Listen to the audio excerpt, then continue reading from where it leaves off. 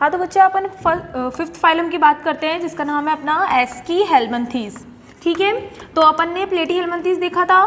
तो प्लेटीहेलमिंथीज के लिए मैंने आपको इंपॉर्टेंट टर्म्स बताई थी कि प्लेटीहेलमिंथीज में प्लेटी का मतलब क्या होता है, फ्लैट, और हेलमिंथीज का मतलब होता है वार्म। ये बात करी थी अपन ने।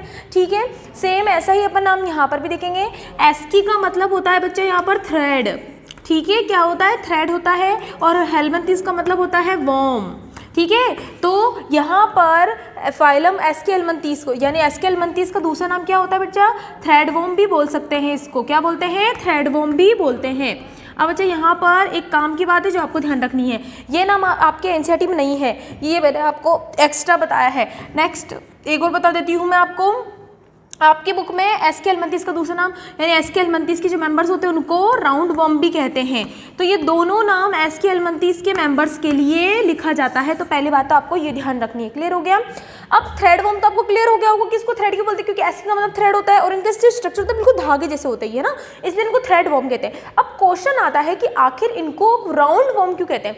तो अगर बच्चा आपने बायोलॉजी में आपकी बुक में इस टॉपिक में अगर ध्यान से पढ़ा हो तो आपके एस्कीहेलमिंथीज की जो पहली ही लाइन है उसमें दे रखा है सर्कुलर इन क्रॉस सेक्शन। तो मान लीजिए एग्जांपल के लिए ये अपने पास क्या है, एस्कीहेलमिंथीज का कोई मेंबर है। तो बच्चा जब मैं इसको कट करूंगी था ना, जब इसको अपन कट करके डायसेक्शन करके जब अपन देखेंगे, तो जब इसको कट करेंगे तो जब अपन इसको सीधा देखेंगे तो कैसे दिखेगा, आपको गोल दिखेगा। इसी वजह से इसको राउंडवर्म कहते हैं। तो अपन ने क्या बात करी, मैंने बोला कि एस्कीहेलमिंथीज के मेंबर को थ्रेडवर्म या राउंडवर्म कह सकते हैं, यानी कहते हैं इनको। अब थ्रेडवर्म तो मैंने आपको बता दी क्योंकि धागे जैसे होते हैं, बिल्कुल पतले से होते हैं, इसलिए इनको थ्रेडवर्म कहते हैं। अब दूसरा मैंने बोला कि राउंडवर्म क्यों कहते हैं, जो आपकी बुक में दे रखा है, राउंड में क्या लिख रखा है, ऐसा लिख रखा है circular in cross section, cross section. ठीक है, तो इसका मतलब मैंने आपको बताया कि जो मान लीजिए कोई एक एस्कीहेलमिंथीज है, इसको आप जब कट करोगे, जब आप इसको कट करके जब इसका इंटरनल स्ट्रक्चर देखोगे तो आपको इंटरनली ये ग्राउंड दिखेगा, सर्कुलर दिखेगा, इसीलिए एस्कीहेलमिंथीज को राउंडवर्म भी कहते हैं। तो क्लियर हुआ सभी को। ठीक है, अब चलिए एक चीज और बताऊं मैं आपको, एस्कीहेलमिंथीज को एक और नाम दिया जाता है। अब अच्छा, ये जो नाम थे ये नाम थे इसके मेंबर के। ठीक है, एस्कीहेलमिंथीज का एक और नाम है जो आपको याद रखना है बच्चा, इसका जो नाम होता है वो होता है नेमेटोहेलमिंथीज। तो ये बात आपको ध्यान रखना है कि एस्कीहेलमिंथीज को नेमेटोहेलमिंथीज भी कहते हैं और नेमेटोहेलमिंथीज एस्कीहेलमिंथीज के मेंबर को नेमेटोड भी कहते हैं। तो बच्चा यहाँ तीन नाम हो गए, देख लो यहाँ पर यहाँ। ठीक है, तो यहाँ पर तीन नाम हो गए एस्कीहेलमिंथीज के। तो फर्स्ट कि एस्कीहेलमिंथीज को नेमेटोहेलमिंथीज भी कहते हैं, पहली बात तो ये। दूसरी, एस्कीहेलमिंथीज के मेंबर्स को थ्रेडवर्म भी कहते हैं क्योंकि धागे जैसे होते हैं। दूसरा, राउंडवर्म कहते हैं क्योंकि इनके इंटरसेक्शन राउंड, अभी मैंने बताया सर्कुलर सेक्शन में होता है। और इनको नेमेटोड क्यों बोलते हैं, क्योंकि इनके मेंबर को नेमेटोड या नेमेटोहेलमिंथीज से आया है। तो यहाँ पर आपको ये नाम आपको ध्यान रखने हैं। क्लियर हो गया।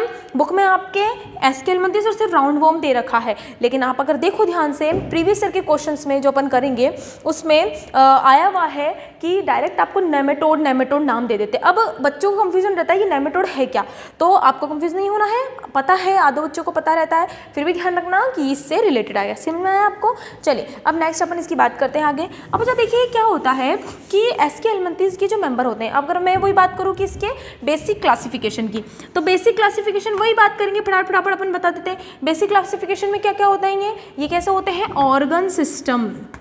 ठीक है, इनमें ऑर्गन सिस्टम आपको देखने को मिलता है। नेक्स्ट, ये कैसे होता है अपने पास, बायलेटरल सिमेट्री, बायलेटरल सिमेट्री। ठीक है, नेक्स्ट, और ये कैसे होता है अपने पास, है ना, ट्रिप्लोब्लास्टिक, ट्रिप्लोब्लास्टिक। अब बच्चा आपको मैंने बताया था एस की, ए का उल्टा, ए से ए आया था अपने पास, है ना, असिलोमेट, असिलोमेट को उल्टा सूडोसिलोमेट, तो पी वाला, तो यानी सूडोसिलोमेट होते हैं, यानी इनमें ट्रू यानी फॉल्स क्या पाई जाती है, सीलोम पाई जाती है। तो ये बात अपन ने की थी, समझ में आ गया सभी को। ठीक है, तो ये हो गया इसका बेसिस ऑफ क्लासिफिकेशन, और ये इसके बारे में मैंने आपको बताया। चलिए अभी आगे बात करते हैं। बच्चा क्या होता है कि एस्कीहेलमिंथीज में आपको ये बच्चा ध्यान रखना है कि एस्कीहेलमिंथीज में कैसे होते हैं कि ये होते हैं यूनिसेक्सुअल। एक बात आपको ध्यान रखनी है, ये कैसे होते हैं, अभी अपन जितने भी पढ़ रहे थे वो सारे के सारे बाइसेक्सुअल थे, ये बात आपको ध्यान रखना है ना। सारे के सारे कैसे थे, वो बाइसेक्सुअल थे, है ना। दूसरी, ये कैसे होते हैं, यूनिसेक्सुअल लिख रखा है इसको, मतलब इसको बोलते हैं अपन डायोशियस, है ना बच्चा। आपको पता है कि डायोशियस को यूनिसेक्सुअल बोलते हैं और बाइसेक्सुअल को मोनोशियस बोलते हैं, ये बात अपन को क्लियर है। ठीक है, अब यूनिसेक्सुअल का मतलब समझ गए, यानी हर एक इंडिविजुअल में एक सिंगल ही सेक्स ऊपर प्रेजेंट होगा। हर एक इंडिविजुअल में एक या तो मेल होगा तो मेल, या तो फीमेल होगा तो फीमेल, ठीक है। अच्छा, दूसरी बात आपको ये ध्यान रखनी है कि इसमें मेल यानी मेल एंड फीमेल को आप डिस्टिंक्ट कर सकते हो। डिस्टिंक्ट का मतलब जानते हो ना, पहचान सकते हो बाहर से आप उनको पहचान सकते हो। तो बता रखा है आपको कि इसके अंदर जो फीमेल होती है वो कैसी होती है, लॉन्गर होती है, ठीक है, और जो मेल होता है वो कैसा होता है, शॉर्टर होता है। ये आपको ध्यान रखना है। और इसका मैं एग्जांपल भी आपको बता रही थी जो आपको बुक में दे रखा है। इसका एग्जांपल आपको दे रखा है एस्केरिस, ठीक है बच्चा। तो एस्केरिस जो होता है, एस्केरिस में जो आपकी बुक में डायग्राम भी दे रखा है कि जो एस्केरिस होता है ये कैसा होता है आपके, इसमें मैं आपको बता दूँ कि इसके जो मेम्बर्स होते हैं वो कैसे होते हैं, यूनिसेक्सुअल होते हैं, यानी कैसे होते हैं, ये डायोशियस होते हैं। और इनके मेंबर को आप डिस्टिंक्ट कर सकते हो, जो आपकी बुक में दे रखा है एग्जांपल एस्केरिस का। तो एस्केरिस कैसे होते हैं बच्चा, कि इसमें आपको दे रखा है कि जो फीमेल वाली होगी वो राउंड होगी और वो लंबी होती है, और जो मेल वाला होता है वो कैसा होता है, फीमेल के मुकाबले बहुत छोटा या शॉर्टर होता है। तो क्लियर हुआ आपको सभी को, ठीक है। चलिए अब अपन थोड़ी काम की बात कर लेते हैं। अब बच्चा देखो क्या होता है कि इसमें, हाँ अब देखिए अब क्या होता है कि आपको और भी एग्जाम्पल्स में दे रखे, उसके बारे में मैं आपको 2-3 बात बताऊंगी। आपको एक चीज़ ध्यान रखनी है कि एस्की हेलमिंथीज के जो मेंबर्स होते हैं वो फ्री लिविंग भी होते हैं, टेरेस्ट्रियल भी होते हैं और पैरासिटिक भी होते हैं। अब तीनों का मतलब जानते हो आप। अब जब मैं आपको एक चीज़ बताती हूँ, है ना, प्लेटी हेलमिंथीज और एस्की हेलमिंथीज को मैं थोड़ा कंपेयर करके बताती हूँ, है ना, बहुत कंफ्यूजन रहता है दोनों में। अब अच्छा ध्यान से सुनना, मैं यहाँ साइड में लिख रही हूँ, देखिए थोड़ा सा प्लेटी हेलमिंथीज बताना में रह गया, मैं अभी यहाँ पर आपको दोनों को कंपेयर करके बता देती हूँ। देखो क्या होता है, अपन ने प्लेटी हेलमिंथीज पढ़ा था, है ना, प्लेटी हेलमिंथीज पढ़ा था अपन ने, अभी अपन पिछला है प्लेटी हेलमिंथीज पढ़ा था। पर प्लेटी हेलमिंथीज क्या होते हैं, ये मोस्टली मतलब ज़्यादातर पैरासिटिक होते हैं, ठीक है। ये मोस्टली कैसे होते हैं, पैरासिटिक होते हैं, पहली बात तो ये ध्यान रखनी है। और ये पैरासिटिक भी कैसे होता है, एंडो पैरासाइट होते हैं, एंडो पैरासाइट होते हैं, ये बात आपको ध्यान रखनी है, ठीक है ना। ये दोनों कंपेरेबल है, जहाँ से ये भी तो क्वेश्चन आता है यहाँ से दोनों में कंपेयर, तो कैसे था मैं आपको ये बता रही हूँ। तो मैंने आपको बोला कि प्लेटी हेलमिंथीज कैसे होते हैं, ज़्यादातर मोस्टली पैरासिटिक होते हैं, कुछ ही होंगे जो फ्री लिविंग होंगे जिनको दूसरों से कोई मतलब नहीं होगा, बट फ्यू यानी बहुत ज़्यादा, यानी मोस्टली कैसे होते हैं, पैरासिटिक होते हैं। प्लेटी हेलमिंथीज की बात कर रही हूँ मैं। और पैरासिटिक कैसे होते हैं, एंडो पैरासाइट होते हैं। एंडो का मतलब आप जानते हो कि बॉडी के किसी होस्ट की बॉडी के अंदर जाके फिर न्यूट्रिशन को एब्जॉर्ब करना, समझ में आ गया, ठीक है ना। एंडो पैरासाइट जानते हैं ना, मतलब बॉडी के अंदर जाके फिर जो ब्लड न्यूट्रिशन जो भी होगा वो उसको सक करेगा, तो उसको बोलते हैं एंडो पैरासाइट। पैरासाइट में समझते हो ना, वहाँ पर वो लिविंग स्पीशीज खाना भी लेता है और वहाँ पर डिजीज़ भी कॉज करवाता है, तो ये बात आपको पता होनी चाहिए। नेक्स्ट आपको अपन को क्या ध्यान रखना बचा कि यहाँ पर मैंने अभी आपको बोला कि एंडो पैरासाइट होते हैं, तो प्लेटी हेलमिंथीज में कुछ ऐसे स्ट्रक्चर्स होते हैं, ठीक है ना, कुछ ऐसे स्ट्रक्चर्स होते हैं जिनका नाम होता है हुक एंड सकर। इसी की वजह से ये एंडो पैरासाइट होते हैं। अब बच्चा ये क्या है, अब मैं बच्चा ये आपको अब इसमें क्यों बता रही हूँ, क्योंकि बच्चा ये दोनों कंपेरेबल है, क्योंकि यही स्ट्रक्चर्स इनके कुछ मेंबर्स में भी पाए जाते हैं, इसलिए मैंने एक साथ आपको बताया। तो बच्चा मैंने आपको क्या बोला कि प्लेटी हेलमिंथीज में एंडो पैरासाइट होते हैं और इनके अंदर कुछ स्ट्रक्चर होते हैं जिसका नाम है हुक्स एंड सकर। अब बच्चा देखो यहाँ पर मैं आपको एक चीज़ बताऊँ ना, ध्यान से सुनना। अब what is the difference between hooks and sucker, दोनों में क्या डिफरेंस होता है। तो देखो जो हुक्स होते हैं, ठीक है, ये केवल अटैचमेंट करवाते हैं, ये सिर्फ अटैच करवाएंगे, इनका सक करने में कोई लेना देना नहीं होता। मतलब अगर किसी की होस्ट की बॉडी है तो अगर किसी को ब्लड को सक करना है तो ब्लड को या फिर किसी फ्लूइड को सक करने के लिए वहाँ पर अटैच भी तो अच्छे से होना पड़ेगा ना। तो ये हुक जानते हैं ना, हुक क्या होती है, वो दीवार पर टांगते हैं तो हुक क्या होता है, किसी चीज़ को अटकाने का काम करता है, बस वही चीज़ है। तो ये क्या करवाता है, ओनली अटैचमेंट, ये सिर्फ अटैचमेंट का काम करवाएगा, ठीक है। और सकर क्या करवाता है, अटैचमेंट भी करवाएगा, यानी अच्छे से उसको पकड़वाएगा भी, और क्या करवाएगा, ये सक करवाएगा न्यूट्रिशन को, सक दी न्यूट्रिशन, यानी एक्चुअली में न्यूट्रिशन को सक करने वाला शक्कर होता है। ये बात आपको ध्यान रखनी है। तो बच्चा आपको पता होना चाहिए प्लेटीहेल्मिन्थेस में दो तरीके के स्ट्रक्चर्स होते हैं, एक तो हुक्स एंड सकर।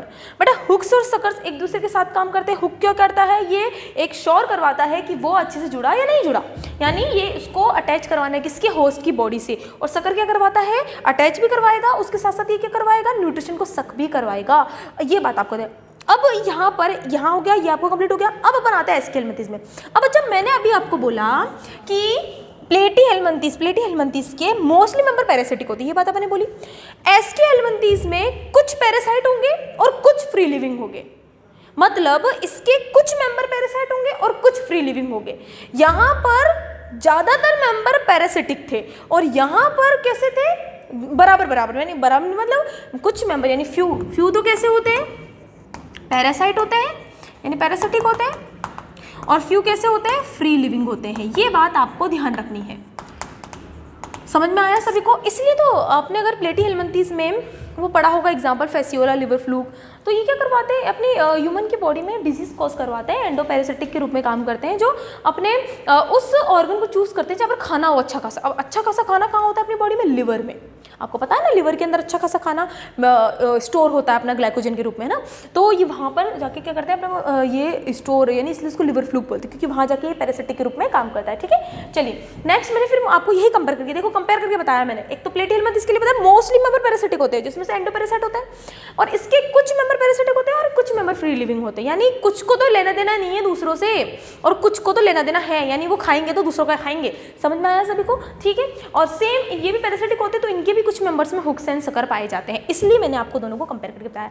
तो प्लीज बच्चा ध्यान रखना, हुक्स एंड सकर में भी डिफरेंस आ सकता है, तो दोनों में डिफरेंस आपको क्या होता है बता दिया मैंने आपको। ठीक है, और यही चीज यही एसके हेल्मिन्थेस के लिए भी है, तो प्लीज इसको ध्यान रखना। समझ में आया? ठीक है, ये बात आपको ध्यान रखनी है। क्लियर हो गया? चलिए नेक्स्ट आगे देखते हैं। अब अगर आगे चलते हैं, ठीक है। अब देखिए एसके हेल्मिन्थेस में कुछ कुछ मेंबर कैसे होते हैं। अब अच्छा आपको क्या ध्यान रखना है, सबसे इंपॉर्टेंट बात जो आपकी बुक में नहीं दे रखी है लेकिन फिर भी आपकी नीट पर्पस में आता है, वो क्या है मैं आपको बताती हूँ। इसको भी मिटा देती हूँ मैं। देखिए बच्चा, अगर आप एसके हेल्मिन्थेस के मेंबर्स देखो तो उसमें ना बहुत सारे ना एग्जाम्पल दे रखे, जैसे एस्करिस हो गया, आपके वुचेरिया फिलेरी वोम हो गया। ठीक है ना, तो ये आपके कुछ एग्जाम्पल आपके दे रखे हैं ना। अब देखो बच्चा क्या होता है, जो एस्केरिस होता है, ठीक है ना, एस्केरिस होता है, ठीक है, एस्केरिस होता है, और दूसरा कौन सा है, वुचेरिया। वुचेरिया और जो दूसरा एग्जाम्पल दे रखा है, सबसे ज़्यादा ये पूछा जाता है इसलिए मैं आपको बता रही हूँ। ठीक है ना, एस्करिस को राउंड वर्म भी कहते हैं, आपकी बुक में दे रखा है, यानी इसी की वजह से इनका राउंड वर्म आया नाम, और वुचेरिया को फिलियरी वर्म भी कहते हैं। ठीक है ना, ये बात अपन ने करी। अब बच्चा आपको क्या ध्यान रखना है, सबसे इंपॉर्टेंट बात, एस्करिस होते हैं मोनोजेनेटिक, ठीक है, और वुचेरिया होता है डाइजेनेटिक। अब what is the meaning of mono and digenetic. अब बच्चा ये यहाँ से पूछा जाता है क्वेश्चन, तो देखो मैं आपको बताती हूँ। एस्करिस कैसा होता है, अपन ने बात करी मोनोजेनेटिक, और वुचेरिया कैसा होता है डाइजेनेटिक। अब इसका क्या मतलब होता है, इसका मतलब ये है कि एस्करिस को अपनी लाइफ साइकिल कंप्लीट करने के लिए सिर्फ एक ही होस्ट की ज़रूरत होती है, और वुचेरिया को अपनी लाइफ साइकिल कंप्लीट करने के लिए 2 होस्ट की ज़रूरत पड़ती है। ये बच्चा सबसे ज़्यादा पूछा जाता है आपके इन दोनों में। आपकी इन्फॉर्मेशन नहीं है तो उसको मेंशन कर लीजिएगा। तो बच्चा इसमें क्या होता है, मोनोजेनेटिक का मतलब होता है they required only 1 host cell, यानी इनको सिर्फ एक होस्ट सेल की ज़रूरत पड़ती है, और दे रिक्वायर 2 होस्ट सेल। और वो होस्ट सेल कौन सी है ये भी मैं बता देती हूँ आपको, वुचेरिया में, क्योंकि वुचेरिया में क्वेश्चन आपके आता है 12th क्लास के बुक में भी आपके दे रखा है। तो बच्चा मैं बता देती हूँ 2 होस्ट कौन कौन से होते हैं। पहला तो होता है, पहला जो होस्ट होता है, फर्स्ट जो होस्ट होता है वो कौन सा होता है अपने पास, क्यूलेक्स। अब क्यूलेक्स तो नाम सुना ही होगा आपने, क्यूलेक्स, एनाफिलीज, एडीज, ये सारे मॉस्किटो के एग्जाम्पल्स होते हैं। ठीक है, और दूसरा होता है ह्यूमन, दूसरा अपने कौन सा है, होस्ट ह्यूमन होता है। तो बच्चा ये आपको सबसे ज़्यादा थोड़ा सा ध्यान रखना है क्योंकि ये पूछा जाता है। तो बच्चा मैं आपको फिर बता देती हूँ कि मैंने क्या बोला कि एस्करिस जो होता है वो मोनोजेनेटिक होता है क्योंकि उसको अपने लाइफ साइकिल कंप्लीट करने के लिए सिर्फ एक ही होस्ट की जरूरत पड़ती है। और जो बुचेरिया होता है वो डायजेनेटिक होता है क्योंकि उसको अपने लाइफ साइकिल कंप्लीट करने के लिए 2 होस्ट की जरूरत पड़ती है। और वो 2 होस्ट कौन कौन से हैं, पहला होस्ट तो है क्यूलेक्स, क्यूलेक्स क्या है, मॉस्किटो का ही एग्जाम्पल होता है, ठीक है ना। और दूसरा है अपना ह्यूमन। तो इन दोनों ये आपके पूछा जाता है बच्चा। ये तो आपके ना अगर आप 12th की बुक में अपना वो डिजीज़ वाला चैप्टर देखो ना तो उसमें अपने बुचेरिया वाला लाइफ साइकिल भी दे रखा है आपके, ठीक है ना, जिसमें वो फिलेरी वॉर्म फिलियरेसिस आपको डिजीज़ वगैरह दे रखी है। तो वहाँ पर आपको ये मेंशन कर रखा है, इसलिए मैंने ये चीज़ बताई। तो आप प्लीज़ इसको ध्यान रखिएगा, पूछा जाता है यहाँ से क्वेश्चन। तो क्लियर हो गया आपको सभी को, ठीक है। तो ये था आपका एस्की हेलमंथीस। तो आपको मैंने चीज़ बताई तो ध्यान रखिएगा। मैं फिर बोल रही हूँ, मैंने सिर्फ आपको वही चीज़ बताई है जो आपकी नीट की पर्पज से इंपॉर्टेंट है, ठीक है।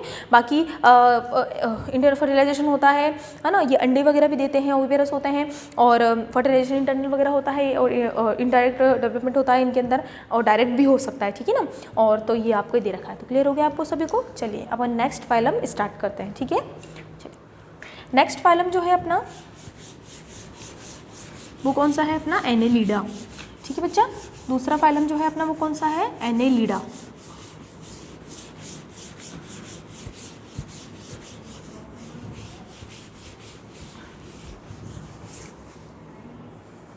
चलिए 6th जो फाइलम है अपना कौन सा है, अपना एनेलिड,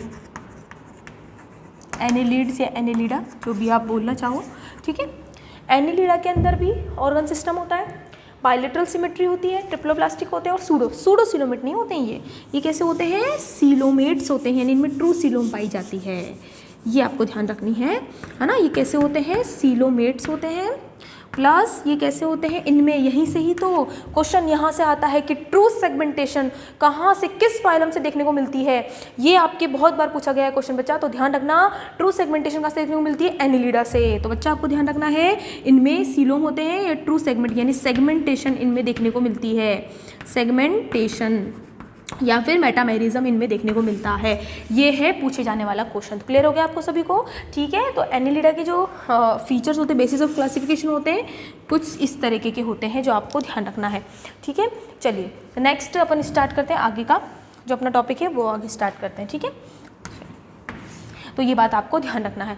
अच्छा, दूसरी बात आपको क्या ध्यान रखना बच्चा कि एनेलिडा जो होते हैं इनके मेंबर्स, इनके जो मेंबर्स होते हैं, अपने बेसिस ऑफ क्लासिफिकेशन तो बात कर ली, इनके जो मेंबर्स होते हैं वो यूनिसेक्सुअल भी हो सकते हैं और बायसेक्सुअल भी हो सकते हैं। तो ये है आपके काम की बात कि एनेलिडा के अंदर क्या होता है बच्चा, आपके पास इनमें क्या होता है कि ये बोथ दे यानी यूनिसेक्सुअल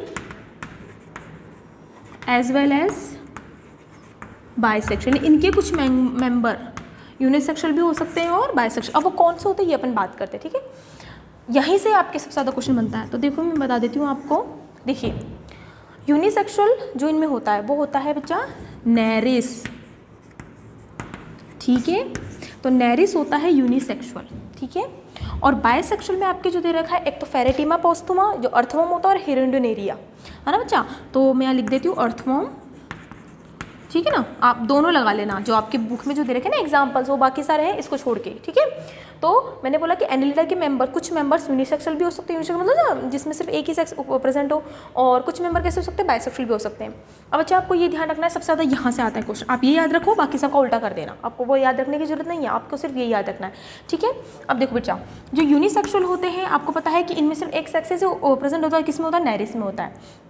नेरिस जो होते हैं बच्चा, नेरिस के पास एक लेटरल अपेंडेजेस होते हैं, लेटरल अपेंडेजेस पाए जाते हैं, अपेंडेजेस होते हैं, और उस लेटरल अपेंडेजेस का नाम होता है पैरापोडिया। ये आता है क्वेश्चन, क्या होता है, पैरापोडिया किस में पाया जाता है, यानी किस मेंबर में पाया जाता है। तो आपको ध्यान रखना है नेरिस में पाया जाता है, ठीक है।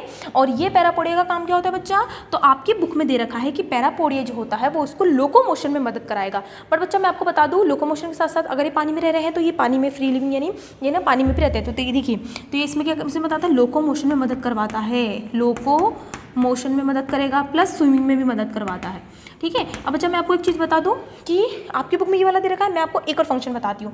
पैरापोडिया की मदद से जो नैरिस होते हैं वो क्या करते हैं, रेस्पिरेशन भी करता है। तो ये बात आपको ध्यान रखना है कि जो पैरापोडिया होता है वो रेस्पिरेशन में भी मदद करता है। तो बच्चा ये आपको ध्यान रखना है। क्लियर हुआ आपको सभी को? देखिए वापस मैं आपको बताती हूँ। देखिए एनिलिडा के कुछ मेंबर्स यूनिसेक्सुअल होते हैं, कुछ मेंबर बायसेक्सुअल होते हैं। बात करिए अपन ने, तो यूनिसेक्सुअल वाली की बात करें, क्योंकि अगर आप ये वाला पढ़ोगे तो इसका उल्टा ही है आपके, तो इसमें आपके औरतों के बारे में तो आपके दे भी नहीं रखा, ठीक है ना। तो यूनिसेक्सुअल कौन होता है, नैरिस होता है, ठीक है। और ये जो नैरिस होता है आपके, इसके बाहरी आउटसाइड में जब आप देखोगे ना तो बाहर ना कुछ लेटरल अपेंडिजेस दिखेंगे आपको ना, जैसे पैर की जैसे दिखते हैं ना, पैरापोडी। पोडी जब कहीं पर भी आ जाए तो उसका मतलब होता है फीट या फूट से रिलेटेड होता है, ठीक है। तो इनके ना लेटरल अपेंडिजेस पाए जाते हैं जिसका नाम होता है पैरापोडिया, ठीक है। और ये पैरापोडिया दो फंक्शन करते हैं इनके अंदर। पहला लोकोमोशन करवाएगा, है ना, अगर ये टेरेस्ट्रियल है। बट जब आपको मैं बता दूँ कि इनके जो मेंबर होते हैं, है ना, इनके जो मेंबर होते हैं वो टेरेस्ट्रियल भी होते हैं, है ना, टेरेस्ट्रियल भी होते हैं, यानी ज़मीन पे भी रह सकते हैं, और एक्वाटिक भी हो सकते हैं, यानी पानी में भी रह सकते हैं, ठीक है। तो नैरिस जो होता है वो दोनों हो सकता है। अगर वो ज़मीन पे रह रहा है तो लोकोमोशन करवाएगा, और जो पानी में रहता है तो स्विमिंग करवाएगा। उसके साथ साथ ये रेस्पिरेशन में मदद करता है, किसके अंदर, नैरिस के अंदर। तो बच्चा ये आपको ध्यान रखना है। क्लियर हो गया आपको?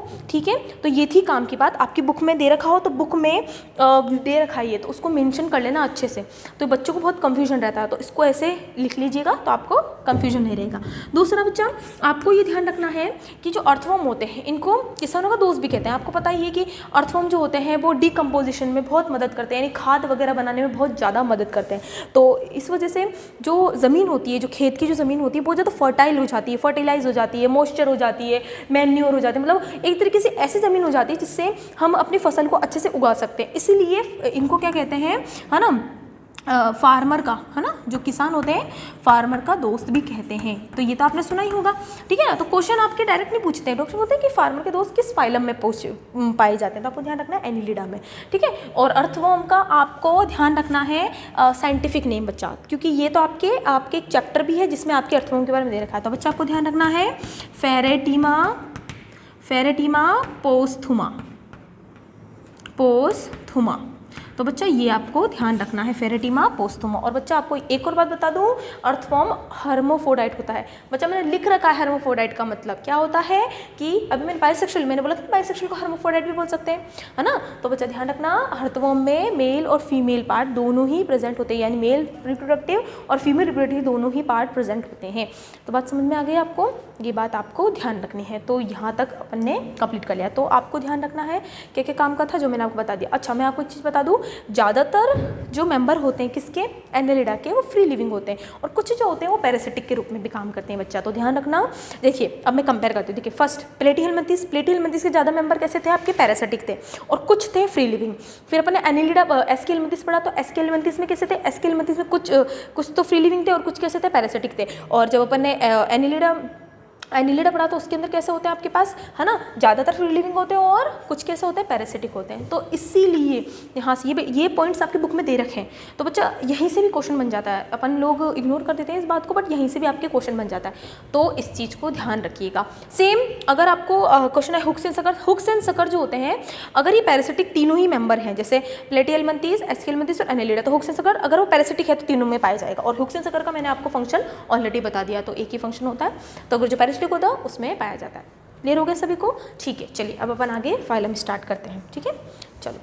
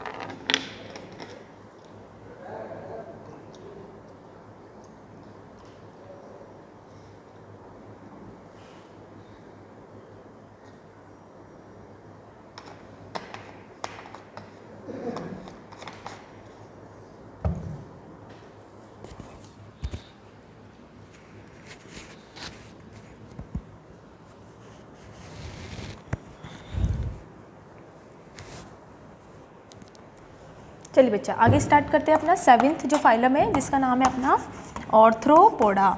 आर्थ्रोपोडा, ठीक है, आर्थ्रोपोडा, ठीक है।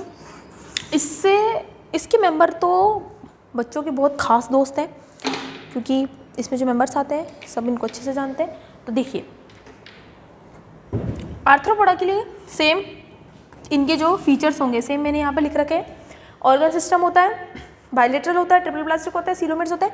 सेगमेंटेशन 3 में पाए जाते थे, सेगमेंटेशन याद है आपको?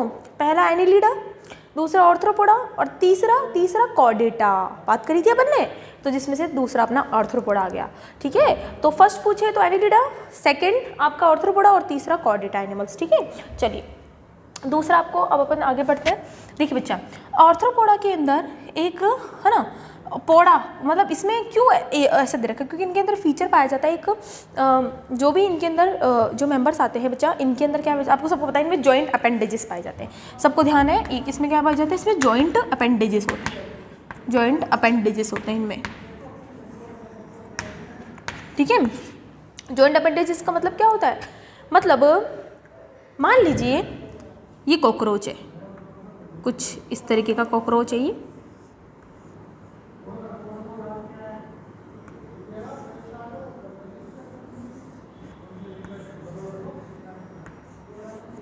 कुछ इस तरीके का अपने पास ये कॉकरोच है, कुछ यही होता है अपने पास, शायद थोड़ा थोड़ा ऐसा ही होता होगा, ठीक है। ऐसा कुछ कॉकरोच होता है, ऐसा नहीं होता एक्चुअली में, बट मैं आपको सिर्फ बता रही हूँ, ठीक है ना। कुछ इस तरीके का कॉकरोच है, ठीक है। हाँ थोड़ा कॉकरोच जैसा लग रहा है, थोड़ा थोड़ा, ठीक है। ये इसके एंटीना, ठीक है। हाँ तो चलिए देखिए जॉइंट अपेंडेजेस का मतलब क्या होता है। देखिए जॉइंट अपेंडेजेस का मतलब होता है, मान लीजिए कि मैंने इसके एक फुट को या इसके अपेंडेजेस को बाहर निकाल दिया। अपन लोग तो सभी करते हैं, घर में कॉकरोच होता तो अपन तो चिपका देते दीवार पे मार के, है ना, ऐसे नहीं करना, है ना। तो अपन क्या करते हैं, इसको पैर को बाहर निकालेंगे। जब इसके आपको पैर को जब देखोगे तो पैर को आप जब देखोगे तो आपको कुछ ऐसे जॉइंट्स दिखेंगे, देखिए ऐसे आपको जॉइंट्स दिखेंगे, तो इसको बोलते हैं जॉइंट अपेंडेजेस। आपको पूरी तरह से सीधा नहीं दिखेगा, ये बिल्कुल सीधा आपको दिख रहा होगा कि बिल्कुल सीधा, तो नहीं, सीधे नहीं होते। जब आप इसके अपेंडेजेस को देखोगे तो आप देखोगे कि छोटे छोटे से जॉइंट्स बने हुए हैं और वो आपस में जुड़े हुए हैं, इसलिए वो जॉइंट अपेंडेजेस, वो इसलिए यही एक फीचर होता है इनका। तो बच्चा ये बात आपको ध्यान रखनी है कि इनमें क्या पाए जाते हैं, जॉइंट अपेंडेजेस पाए जाते हैं, और उसका मतलब मैंने आपको बता दिया, ठीक है ना। चलिए अब नेक्स्ट बात करते हैं। इनमें आते हैं सारे अपने इंसेक्ट्स आते हैं, क्या आते हैं, अपने इंसेक्ट्स आते हैं। अच्छा ये तो आपको सबको पता चल गया, आपने कॉकरोच बनाया तो।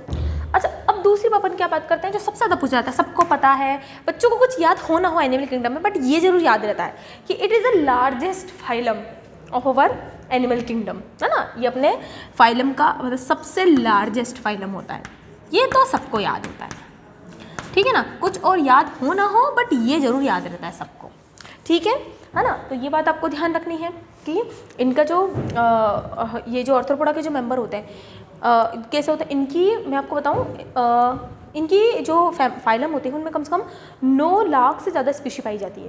अब 9 लाख स्पीशी ऑब्वियसली बात है, और दुनिया में कीड़े बहुत ज़्यादा हैं, तो कीड़े किस में आते हैं, सारे के सारे आर्थ्रोपोडा में ही आते हैं। तो बच्चा क्या होता है कि ये लार्जेस्ट फाइलम कहलाता है, अपने पूरे फाइलम का सबसे बड़ा फाइलम कहलाता है, इसमें स्पीशी बहुत ज़्यादा होती है। खैर चलिए अब आगे बढ़ते हैं अपन। आर्थ्रोपोडा जो होते हैं बच्चा, इनकी जो बॉडी होती है वो 3 में सेगमेंट में बटी हुई रहती है। मैंने आपको पहले बता दिया था कि जो बाहर से होगा वो अंदर से होगा। तो एनिलिडा और आर्थ्रोपोडा में तो ऐसे ही कुछ देखने को मिलता है आपको, हेड, थोरैक्स, और आपको जो कैविटी होती है इनको नेक और थोरैक्स वाला पार्ट आपको देखने को मिलता है। तो है ना, आपको ये बात ध्यान रखनी है, ठीक है, कि इनकी जो बॉडी होती है वो 3 पार्ट में डिवाइडेड होती है। आपकी बुक में दे रखा है आपको, जो अगर आप एनसीईआरटी पढ़ो तो उसमें दे रखा है। अब बच्चा आपको काम के बाद क्या ध्यान रखनी है, आपको याद रखना है, इसमें क्या ध्यान रखना है कि मैंने आपको एक चीज़ बताई थी कि आर्थ्रोपोडा में सभी मेंबर्स में, सभी इंसेक्ट्स में ओपन सर्कुलेटरी सिस्टम होता है। ये बात मैंने विदाउट एक्सेप्शन बात करी थी अपन ने, ये वाली बात मैंने कल के लेक्चर में ये चीज़ आपको बताई थी कि आर्थ्रोपोडा में विदाउट एक्सेप्शन ये पॉइंट पाया जाता है। इनके सभी कोई भी हो, कोई सब इंसेक्ट हो, सभी इंसेक्ट्स में ओपन सर्कुलेटरी सिस्टम पाया जाता है। ये बात आपको ध्यान रखनी है, क्लियर हो गया। दूसरा इनके अंदर जो रेस्पिरेशन होता है वो अलग अलग स्ट्रक्चर से हो सकता है, डिपेंड करता है वो इंसेक्ट कौन सा है। अब अपन बात करते हैं कि कौन कौन सा है, मैं सब आपको बताती हूँ। फर्स्ट मैं यहाँ पर लिख देती हूँ तो अपन देख लेते हैं ना। पहले अपन बात करते हैं, मान लेते हैं अपना टेरेस्ट्रियल इंसेक्ट, मैं यहाँ पर कुछ ऐसा लिख रही हूँ। दूसरा स्कॉर्पियन एंड स्पाइडर, बच्चा ये आप नोट कर लेना, थोड़ा इम्पोर्टेंट है। तीसरा आपके पास आता है एक्वाटिक इंसेक्ट्स, ठीक है।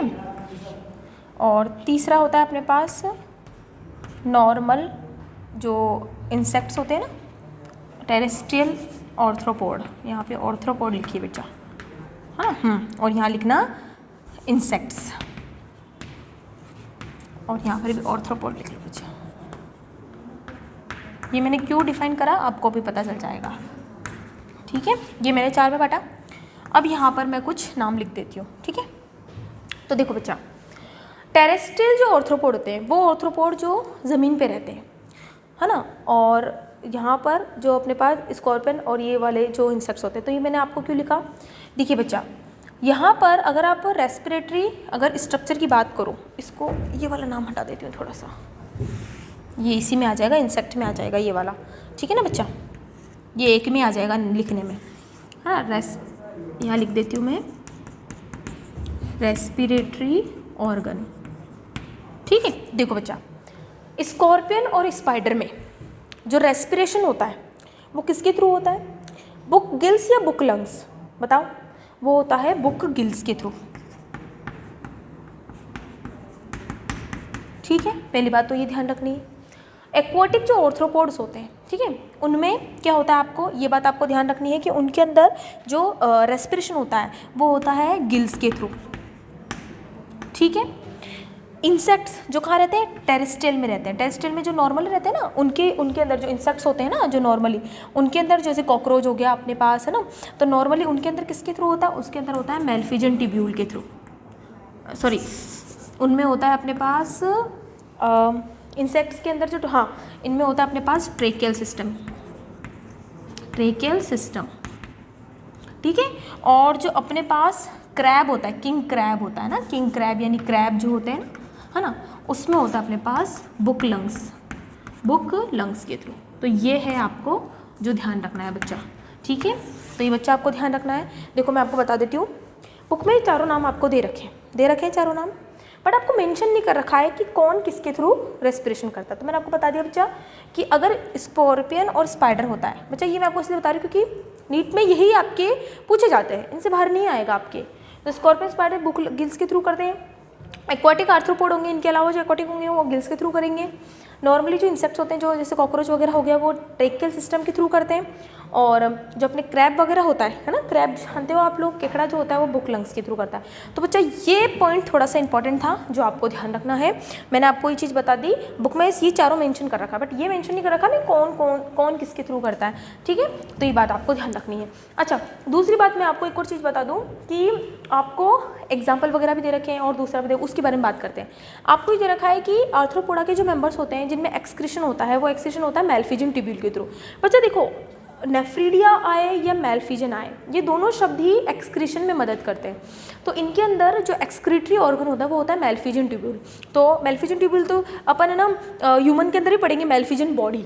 देखो धीरे धीरे क्या करेंगे, जैसे जैसे अपन आगे बढ़ते जाएंगे तो वो चीज़ ज़्यादा डेवलप होती जाएगी। तो मेलफिजन ट्यूब्यूल आगे जाके मेलफिजन बॉडी बनाएगा, और मेलफिजन ट्यूब्यूल अपने बॉडी अपने नेफ्रॉन में पाई जाती है, जो किससे बने, तो ग्लोमेरुलस और बाउमेन कैप्सूल से। खैर वो तो आगे की बात है। तो मैं आपको ये बता रही हूँ कि इनमें मेलफिजन ट्यूब्यूल्स होते हैं, किसके लिए, एक्सक्रीशन के लिए होते हैं। अच्छा, मैं आपको एक और चीज़ बता देती हूँ, इनके अंदर जो गट होती है बेटा, इनकी जो गट होती है, गट मतलब जानते हो ना, इनकी एलिमेंट्री कैनाल जिसमें ना इनका डाइजेशन वगैरह चलता रहता है पूरा का पूरा। तो इनकी गट 3 पार्ट में डिवाइडेड होती है, एक तो फोर गट, मिड गट और एक हाइंड गट। तो मेलफिजन जो ट्यूब्यूल होता है वो हाइंड गट और मिड गट के बीच में होता है। तो कुछ ऐसा होता है, देखो बच्चा, है ना, ये फोर गट हो गया, ये मिड गट हो गया और ये हाइंड गट हो गया। 3 पार्ट हो गए अपने पास। फोर मतलब आगे, मिड मतलब बीच में, हाइंड मतलब पीछे। तो मिड गट और हाइंड हैंड गट, यानी मिड गट और हैंड गट के बीच में यहाँ होता है मैल्फिजन ट्यूब्यूल, ठीक है बच्चा, तो ये आपको ध्यान रखना है, ठीक है। चलिए अब आगे अपन इसके एग्जाम्पल की बात कर लेते हैं, थोड़ा सा समझा देती हूँ। देखिए बच्चा, आपको मैंने आपको फिर बोला कि ऑर्थ्रोपोडा में सारे इंसेक्ट्स वगैरह जितने भी आते हैं सब इसमें आते हैं। तो इनके इंसेक्ट्स आते हैं वो कुछ काम के भी होते हैं, काम के मतलब अपने इकोनॉमिक फीचर्स के हिसाब से होता है, जैसे बॉम्बिक्स मोराए, जैसे अपने सिल्क वॉर्म हो गया, ल्यूसीफेरा हो गया, है ना, हनी बी हो गया, लैक हो गया, जो चूड़ी वगैरह बनती है ना वो वगैरह, है ना, तो ये वाला जो होता है वो अपने इसमें आता है। दूसरा है ना, कुछ कैसे होते हैं जो डिजीज़ फैलाते हैं, डिजीज़ मतलब जानते हो ना, पैथोजेनिक होते हैं, कि मतलब हम आए हैं तो क्या बोलते हैं, दवाई मचा कर जाएंगे, जिसमें आपके दे रखा है बच्चा एनोफिलीज, क्यूलेक्स और एडीज दे रखा है। एनोफिलीज जो होता है बच्चा मलेरिया फैलाने के लिए होता है, क्यूलेक्स जो होता है वो चेहरे के साथ फिलेरी फैलाता है, और जो एडीज होता है वो चिकन पॉक्स वगैरह फैलाता है, ठीक है बच्चा। तो ये बात आपको ध्यान रखना है। तीसरा आपको क्या ध्यान रखना है बच्चा, कि इसमें एक नाम दे रखा है आपको ग्रिगेरियस पेस्ट। अब what is the meaning of gregarious? Gregarious का मतलब होता है ये भी एक तरीके का ना डिजीज फैलाएगा, बट ग्रिगेरियस का मतलब होता है झुंड में आएंगे, यानी झुंड में आते हैं और डिजीज फैलाते हैं। मतलब देखो एनाफिलीज, क्यूलिक्स ये तो अकेले आएंगे तो डिजीज फैलाते हैं, कोई दिक्कत वाली बात नहीं है। लेकिन जो ग्रिगेरियस का मतलब होता है, ग्रिगेरियस का मतलब होता है कि झुंड में आकर डिजीज फैलाएंगे, अकेले काम नहीं कर सकते। समझ में आया ना? तो मैंने क्या बोला कि ये ग्रिगेरियस के बोलते हैं, ये अकेले रहेंगे तो कुछ भी नहीं कर सकते, ये झुंड में आते हैं तो ही डिजीज फैला सकते हैं, जिसमें आपको दे रखा है लोकस्ट है, लोकस्टा जो आपको ध्यान रखना है। और जो चौथा आपको दे रखा है शायद लिविंग फॉसिल आपको दे रखा है, तो लिविंग फॉसिल आपको ध्यान रखना है, क्रैब जो होता है जो आपको ध्यान रखना है। तो क्लियर हुआ आपको? ठीक है, तो ये है अपना ऑर्थ्रोपोडा। तो इसके अंदर जो इंपॉर्टेंट था, जहाँ से अपने क्वेश्चन बनते हैं, तो मैंने आपको चीज़ बताई, क्लियर हो गया होगा, आई थिंक आपको क्लियर हो गया होगा। मैंने आपको बोला ये थोड़ा इंपॉर्टेंट है, थोड़ा इसका ध्यान रखना, ये वाला इंपॉर्टेंट है, इसका ध्यान रखना, और इनके एग्जाम्पल जो आपकी बुक में दे रखे हैं उसको तो अच्छे से ही ध्यान रखिएगा, ठीक है। चलिए अब अपन नेक्स्ट फाइलम स्टार्ट करते हैं, जो फाइलम और कौन सा अपना मोलस्का। तो यहाँ पर मैं इसको हटा देती हूँ इसको।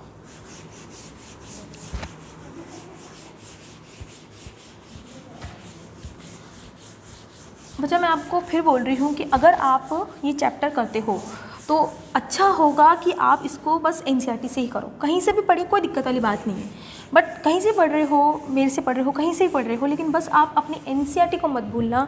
मैं फिर आपसे बोल रही हूँ, जब तक आपकी एनसीईआरटी कंप्लीट नहीं हो जाती तब तक आप किसी भी बुक को रिकमेंडेड मैं तो नहीं करूँगी, और नहीं आप खुद करना, ठीक है बच्चा।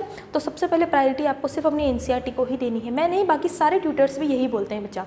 तो क्योंकि ज़्यादातर मैक्सिमम क्वेश्चन एनसीईआरटी से आते हैं बायोलॉजी की, तो जहाँ तक मैं बात करूँ तो ठीक है बच्चा। चलिए 8th वाला जो अपना फाइलम होता है वो कौन सा अपना बच्चा? मोलस्का, ठीक है। मोलस्का के लिए सबको अच्छे से पता है, बुक में लिखा हुआ है कि सेकंड लार्जेस्ट फाइलम होता है, सबको ध्यान है ये तो, ठीक है। ये तो और कुछ याद हो ना हो, ये तो बच्चों को रहता ही रहता है, दोपहर में आने के बाद वो तो हो ही जाता है, ठीक है।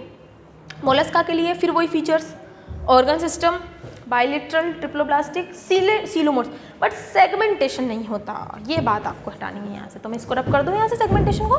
चलिए, तो ये कैसे नहीं होते हैं, ये सेगमेंटेड नहीं होते हैं, ये बात मैंने आपको बता दी, ठीक है बच्चा। तो ये कैसे होते हैं? ऑर्गन सिस्टम होते हैं, बाइलेटरल होते हैं, ट्रिप्लोब्लास्टिक होते हैं, सीलोमेट्स होते हैं, बट ये सेगमेंटेड नहीं होते हैं, ठीक है बच्चा। अच्छा, दूसरा बच्चा देखिए कि मोलस्का के जो मेंबर्स होते हैं ना, इनके जो मेंबर होते हैं, इनके मेंबर या इनकी बॉडी पर 3 तरीके के स्ट्रक्चर पाए जाते हैं। कौन कौन से होते हैं? तो एक तो होते हैं हेड, ठीक है, एक होता है मस्कुलर, और ना एक होता है फूट, और एक होता है अपने मस्कुलर स्ट्रक्चर। तो देखिए, तो मैं छोटा सा एक डायग्राम आपको बता देती हूँ, मस्कुलर, फूट एंड हेड, है ना। देखिए अपन इसको छोटा सा बना लेते हैं। मान लीजिए ये इसका हेड पार्ट हो गया, है ना, ये इसका फूट पार्ट हो गया, और इसका मस्कुलर लाइक स्ट्रक्चर हो गया। तो कुछ इस तरीके का होता है। और जो मस्कुलर लाइक स्ट्रक्चर होता है इसी को अपन क्या बोलते हैं, यहाँ पर इसको बोलते हैं विसरल हम्प। तो ये मस्कुलर जो स्ट्रक्चर होता है इसी को बोलते हैं विसरल हम्प बोलते हैं। अब बच्चा ये विसरल क्यों बोला है, तो मैं आपको एक चीज़ बता देती हूँ कि कहीं पर भी विसरल शब्द आ जाए, कहीं पर भी विसरल शब्द आ जाए तो विसरल होता है ऑर्गन के लिए। तो बच्चा पहले वापस करते फिर अपन आगे देखते हैं। मैंने बोला कि मोलस्का जो होता है उसके 3 पार्ट पाए जाते हैं, उसके मेंबर के 3 पार्ट पाए जाते हैं, हेड, फुट और मस्कुलर। फुट वाल मैंने आपको बता दिया, फुट स्ट्रक्चर होता है, और एक विसरल हम्प जैसा स्ट्रक्चर, हम्प जानते हो ना, जैसे ऊँट के ऊपर वो नहीं हम्प जैसा स्ट्रक्चर होता है, वैसा स्ट्रक्चर होता है।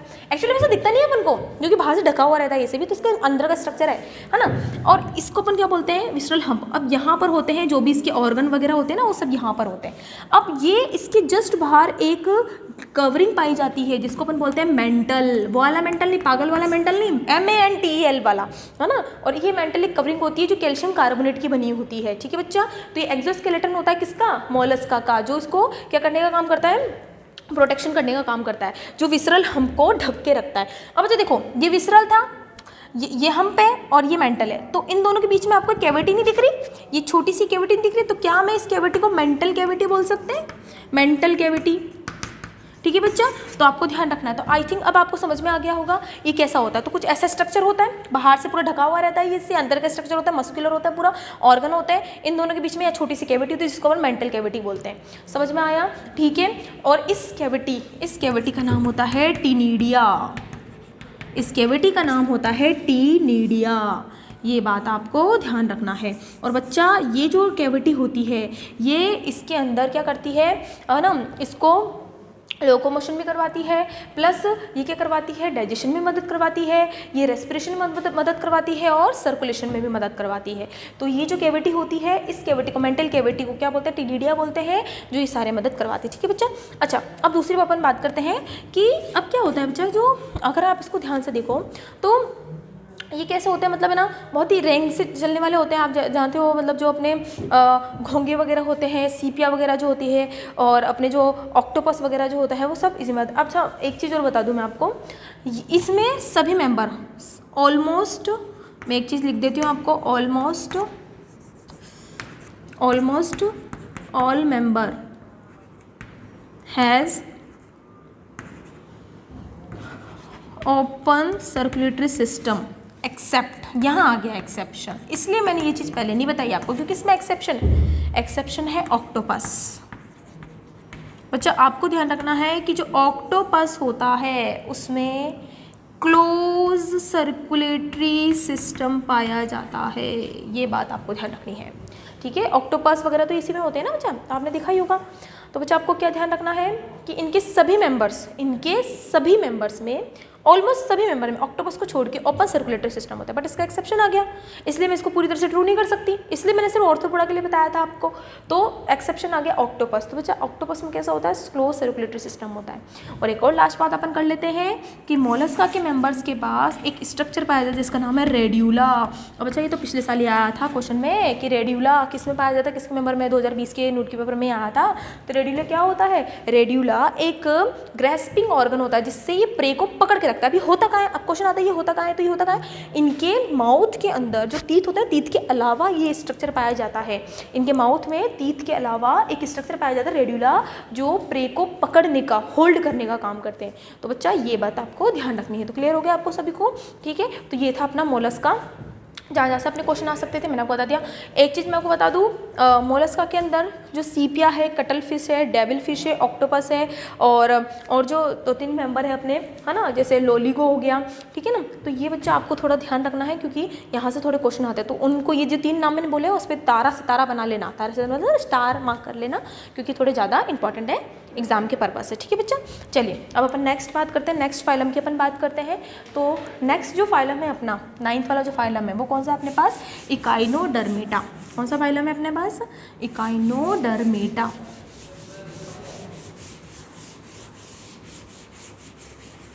है कौन सा अपने पास, इकाइनोडर्मेटा। ठीक है, 9th वाला फाइलम है इकाइनोडर्मेटा। ठीक है बच्चा। अच्छा, अब वही इसके स्ट्रक्चर बताइए। चलो, ऑर्गन सिस्टम बिल्कुल सही, बायलैटरल बिल्कुल सही, ट्रिपल प्लास्टिक बिल्कुल, सीलोमेंट्स बिल्कुल सही। तो वही स्ट्रक्चर है, बस आपको बस आगे के 4-5 में माथा पड़ी करनी है, बाकी तो सब सेम है और सब में फिर कोई दिक्कत नहीं है, याद हो जाएगा। एक बार करने लग जाओगे ना, एक बार करके देखो, मैं से बता रही हूँ आपको याद हो जाएगा, डेफिनेटली याद होगा। एक बार आप एक बार ट्राई करके देखना। ठीक है बच्चा, चलिए इकाइनोडर्मेटा में। अच्छा, दूसरी बात आपको क्या है, इकाइनो का मतलब होता है स्पाइन, यानी कांटे जैसी, और डर्म का मतलब आपको पता है स्किन, जानते हैं आप सभी को। ठीक है ना बच्चा, है ना। तो आपको क्या ध्यान रखना है कि यहाँ पर इकाइनो का क्या मतलब होता है, स्पाइन होता है, यानी कांटे नुमा संरचना है, कांटे नुमा स्ट्रक्चर। और डर्म का मतलब स्किन, यानी जब आप इनकी स्किन देखोगे तो इनकी स्किन पर आपको उभरे हुए कुछ स्ट्रक्चर दिखेंगे जो स्पाइन का काम करेंगे, और एक तरीके से किसके लिए होते हैं, प्रोटेक्शन के लिए, आपको सबको पता है। ठीक है बच्चा। अच्छा, दूसरी बात आपको क्या ध्यान रखनी है कि ये जो इकाइनोडर्मेटा जो होते हैं, है ना, इकाइनोडर्मेटा जो होते हैं, आपको ये बात ध्यान रखनी है कि इनकी जो बॉडी होती है, मतलब ये कैसे होते हैं, मतलब फ्लैजिलेटेड स्ट्रक्चर होते हैं। और इनके अंदर क्या होता है बच्चा, इनके अंदर मतलब फ्लैजिलेटेड मतलब कहने का मतलब है कि इनके जो मेंबर होते हैं उनके अंदर क्या होता है बच्चा, इनके जो मेंबर होते हैं उनकी, जैसे अगर मैं एग्जांपल बात करूँ, जैसे स्टारफिश वगैरह की बात करूँ, समझाने के लिए बता रही हूँ बच्चा मैं, है ना। तो अगर आप इनको देखो तो इनके अंदर मैंने आपको एक चीज़ बताई थी कि डाइजेस्टिव सिस्टम के बारे में बात करी थी अपन ने। तो डाइजेस्टिव सिस्टम दो तरीके के होते हैं, एक तो कंप्लीट और इनकम्प्लीट बात करी थी अपन ने। इनकम्प्लीट क्या होता है, डाइजेस्टिव सिस्टम किसी के अंदर अगर पाया जाता है तो जिसमें सिर्फ एलिमेंट्री कैनाल में सिर्फ एक सिंगल ओपनिंग ही होती है, इसको अपन ब्लाइंड सेकेंड प्लेटी हेलमिंथेस में पढ़ा था अपन ने, है ना। और दूसरा अपन एक कंप्लीट डाइजेस्टिव सिस्टम पढ़ा था जिसमें एलिमेंट्री कैनाल में दो ओपनिंग होती है, एक तो माउथ और एक एनस। अब बच्चा सुनना, ठीक है। इनके अंदर alimentary canal complete digestive system होता है, यानी समझे बात को, मतलब इनमें माउथ भी होगा और एनस भी होगा। ये बात आपको समझ में आई, ठीक है। अब आप सोचो मैम ये क्यों बता रही, अरे बच्चा यही तो पूछा जाता है क्वेश्चन में कि ये होता कहाँ है, उनकी सोच में होता कहाँ है। तो चलो अपन एक काम करते हैं, क्या आपको मेरा हाथ स्टारफिश जैसा दिख रहा है, ठीक है, आपको मेरा हाथ स्टारफिश जैसे दिख रहा है। अगर इस स्टारफिश को ध्यान से देखो तो बच्चा इस वाली सरफेस को तो मान लेते हैं वेंट्रल और इस वाली सरफेस को मान लेते हैं अपन डॉर्सल, और वेंट्रल साइड में होता है इनका माउथ जो होता है। और अगर आप इसको नीचे करोगे तो ये आपको लोअर साइड नहीं दिख रहा, तो बच्चा देखो ये था स्टारफिश, अब इसको लोअर करो तो नीचे की तरफ तो है लोअर, यानी लोअर यानी निचला वाला साइड, और डॉर्सल मतलब है ऊपर वाला यानी अपर साइड। तो नीचे लोअर साइड को अपन बोलते हैं वेंट्रल साइड, और वेंट्रल साइड में होता है माउथ। तो बच्चा माउथ कहाँ होता है, वेंट्रली होता है, और वो वेंट्रली कहाँ होता है, लोअर साइड में होता है। ये बात आपको ध्यान रखनी है। और दूसरा आप इसका उल्टा कर दो, जो एनस होता है वो नीचे से यूँ जाएगा और ऊपर की तरफ निकलेगा, और ऊपर है अपना डॉर्सल साइड, तो ये कहाँ होता है अपने डॉर्सली होता है, डॉर्सली होता है, जो कहाँ होता है अपने पास अपर साइड होता है। बच्चा ये है काम की बात जो आपसे पूछी जाती है, ठीक है बच्चा।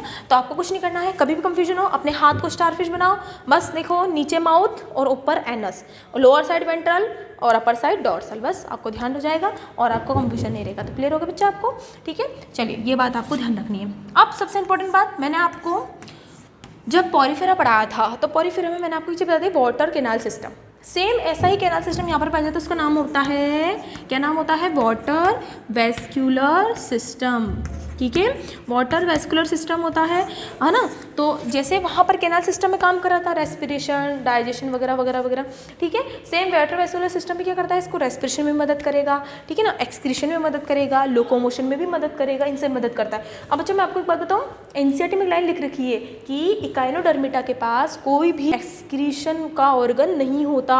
तो एक्सक्रीशन होता कौन, करवाता कौन है, एक्सक्रीशन करवाएगा वाटर वेस्कुलर सिस्टम। तो बच्चा आपको ये ध्यान रखना है कि इनमें एक्सक्रीटरी जो ऑर्गन होते हैं, ऑर्गन जो होते हैं वो क्या होते हैं, एब्सेंट होते हैं। तो फिर एक्सक्रीशन करेगा कौन, एक्सक्रीशन वाटर वेस्कुलर सिस्टम करवाएगा। तो देखो बच्चा वाटर वेस्कुलर सिस्टम क्या करवाएगा इनमें, पहली बात तो ये क्या करवाएगा आपको, मतलब इसमें क्या करवाएगा, पहला तो ये डाइजेशन में मदद करवाएगा, रेस्पिरेशन में मदद करवाएगा, लोकोमोशन भी करवाएगा और एक्सक्रीशन भी करवाएगा।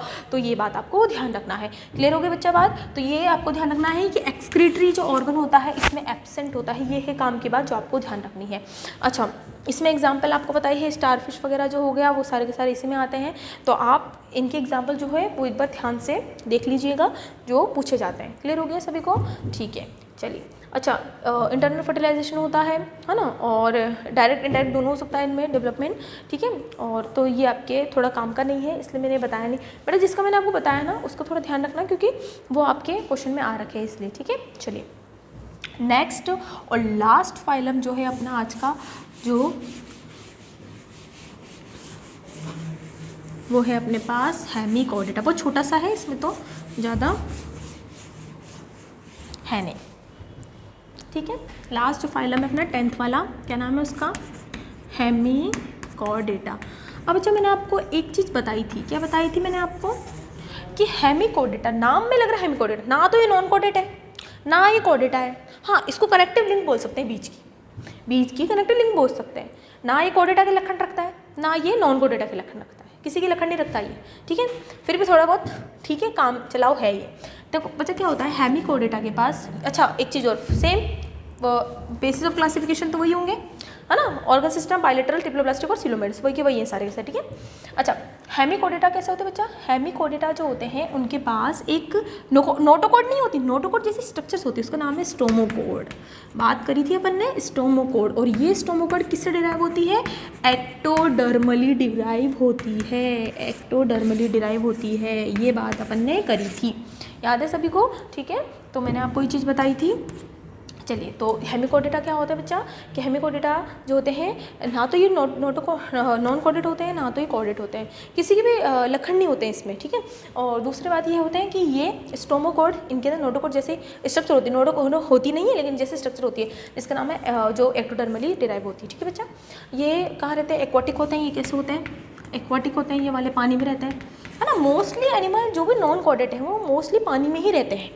अगर आप नोटिस करो तो प्लेटीहेलमिंथेस, एस्कीहेलमिंथेस और एनिलिडा, ऑर्थ्रोपोडा और कुछ मेंबर मोलस्का के, इनके कुछ मेंबर हैं जो टेरेस्ट्रियल रहते हैं, बाकी ज़्यादातर नॉन कोडेड का मेंबर ज़्यादातर मैक्सिमम एक्वाटिक ही है। और अगर मैं आपको एक बात बताऊं कि जो पहले की स्पीशीज जो होती है, पहले की स्पीशीज जो ज़्यादा कम डेवलप्ड होती है वो ज़्यादातर पानी में ही रहती है। अगर आप नोटिस करो तो जैसे जैसे आप धीरे धीरे आगे बढ़ोगे ना कोडेड में, तो देखना पूरी तरह से टेरेस्ट्रियल पे आ जाओगे, और टेरेस्ट्रियल वाली स्पीशीज ज़्यादा डेवलप्ड होती है, ठीक है। खैर, ये अपन आगे बात करेंगे। तो ये बात आपको क्लियर हो गई। अच्छा, अब दूसरी बात बच्चा ये है कि क्या होता है कि अपने पास ये जो हेमिकोडेटा होता है इसके वाले में स्टोमोकोड होती है। अच्छा, दूसरी बात आपको बच्चा ये ध्यान रखनी है कि इसके अंदर क्या होता है कि एक ग्लैंड पाई जाती है, मतलब इनका जो पार्ट होता है वो 3 पार्ट में, यानी ये भी 3 स्ट्रक्चर में बटा रहता है। एक तो होता है प्रोबोसिस, ठीक है, एक होता है नेक और एक होता है ट्रंक। तो ये 3 पार्ट होते हैं जो बटा हुआ रहता है। अब इनके जो प्रोबोसिस यानी आगे वाला जो हिस्सा होता है ना, अगर आप हेमिकोडेटा का अगर आप बुक में अगर डायग्राम देखो तो उसमें ना ऊपर का कुछ एक निकोलस मतलब एक कैसे, मतलब बिल्कुल निडल जैसे एक स्ट्रक्चर दे रखा है, उस पार्ट को प्रोबोसिस बोलते हैं। और उसी प्रोबोसिस में एक ग्लैंड होती है जिसका नाम है प्रोबोसिस ग्लैंड, और यही प्रोबोसिस ग्लैंड हेमिकोडेटा में एक्सक्रीशन में मदद करती है। ये है पूछने लायक क्वेश्चन, यहीं से आता है, ज़्यादा आपके कुछ इसमें पूछते नहीं। तो बच्चा ये ध्यान रखना है आपको, इनके 3 पार्ट बटे हुए रहते हैं, नेक, ट्रंक और इनकी प्रोबोसिस वाला पार्ट जो होता है ना, ऊपर वाला जो हिस्सा होता है, बिल्कुल लाइन वाइज ही बताया मैंने आपको, उसमें ग्लैंड होती है, इसका नाम है प्रोबोसिस ग्लैंड होती है। और ये जो ग्लैंड होती है बच्चा, ये किसमें मदद करती है? एक्सक्रीशन में मदद करती है, ठीक है बच्चा। तो ये बात आपको ध्यान रखनी है। और इसमें जो आपको यही इतना ध्यान रखना है, इससे ज़्यादा इतना ये थोड़ा इंपॉर्टेंट इतना है नहीं जितने बाकी हैं। हेमिकोडेटा इतना इंपॉर्टेंट नहीं है जितने बाकी हैं, बट हाँ प्रोबोसिस ग्लैंड से ज़रूर क्वेश्चन आता है और इससे क्लासिफिकेशन जरूर क्वेश्चन आ जाता है ना। और एक्वाटिक तो आपको जानते हो, और ये वाला पॉइंट थोड़ा ध्यान रखिएगा। तो आज हमने नॉन कोडेटा फाइलम कंप्लीट कर लिए हैं। तो मैंने आपको कल बेसिस ऑफ क्लासिफिकेशन करवाया था, ठीक है। उसके साथ साथ मैंने आज आपको नॉन कोडेटा के फाइलम जितने भी थे उतने मैंने आपको बता दिया। मैं आपको फिर बोल रही हूँ, मैंने सिर्फ वही पॉइंट्स करवाए हैं जो आपके नीड के बेसिस के लिए काम के हैं, जो है फालतू में मैंने नहीं करवाए हैं, मैं फिर आपको बोल रही हूँ, ठीक है बच्चा। तो अगर आप, मैं फिर बोल रही हूँ, मैंने फिर बोला, मैं फिर बोलूँगी कि अगर आप मेरे लेक्चर को देखते हो तो प्लीज़ अपनी NCERT लेके बैठिएगा, क्योंकि मैंने पूरा NCERT बेस पढ़ा है। जो एक्स्ट्रा था वो मैंने एक्स्ट्रा में लिखवाया है, एक्स्ट्रा में बता दिया है। बाकी आप खुद इतने समझदार हो, आपको बताने की ज़रूरत नहीं है, ठीक है। तो आप इसको ध्यान रखिएगा। तो अगले लेक्चर में हम कोडेटा वाले एनिमल्स के बारे में पूरा डिटेल स्टडी करेंगे, ठीक है बच्चा। और यहाँ तक मैंने जितना हो सका आपको मैंने कंप्लीट करवाया है। अब बच्चा आपके ऊपर है कि आप अपनी तैयारी को अच्छे से करिए, और बाकी तो आप खुद समझदार हैं, आपको इतना बताने की ज़रूरत है नहीं, तो ठीक है। तो मिलते हैं अगले लेक्चर में, ठीक है। Thank you.